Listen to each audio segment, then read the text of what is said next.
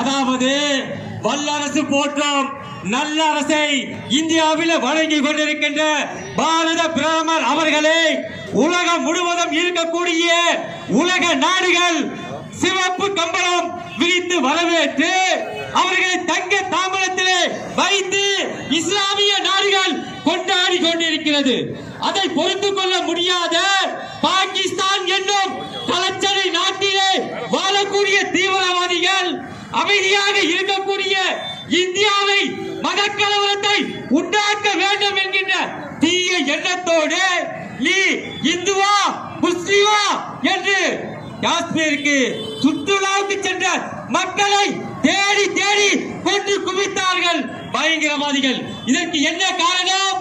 இந்தியாவினுடைய அமைதியை சீர்குலைக்க வேண்டும், இந்தியாவிலே இந்து முஸ்லிம்களுடைய கலவரத்தை உண்டுபடுத்த வேண்டும். நம்மளிடம் மோதுவதற்கு பாகிஸ்தான் என்கின்ற கழுத குட்டிக்கு வேற எந்த ஒரு ஆதாரமும் கிடைக்காது. இந்தியா என்னும் பெருங்கடலாகிய நம்மை கலச்சடை நாடாக இருக்கக்கூடிய பாகிஸ்தான் என்றும் குட்டை நம்மளோடு மோதி கொண்டிருக்கிறது.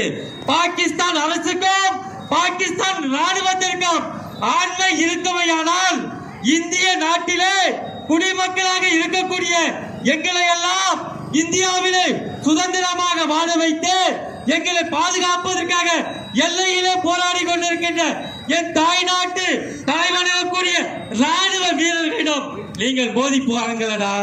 உங்களுடைய பலகீனம் என்ன என்பது தெரியும். இந்திய நாட்டை நீங்கள் ஒருபோதும் சீண்டி பார்க்க முடியாது. பாகிஸ்தானை அழிப்பதற்கு இந்திய ராணுவம் தேவையில்லை. எங்கள் குடும்ப பெண்களே போதும். செருப்புகளையும் தொடப்ப கட்டைகளையும் ஏந்தி பாகிஸ்தானுக்கு வந்தால் பாகிஸ்தான் இருக்கும் இடம் சுவடு இல்லாமல் மாறிவிடும் என்பது பாகிஸ்தானுக்கு எச்சரிக்கை செய்கின்றோம்.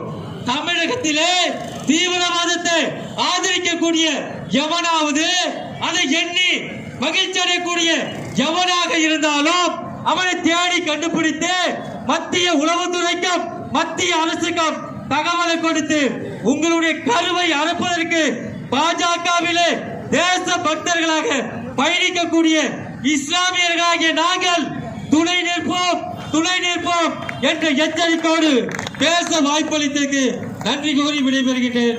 பாரத் மாதா கி ஜெய்.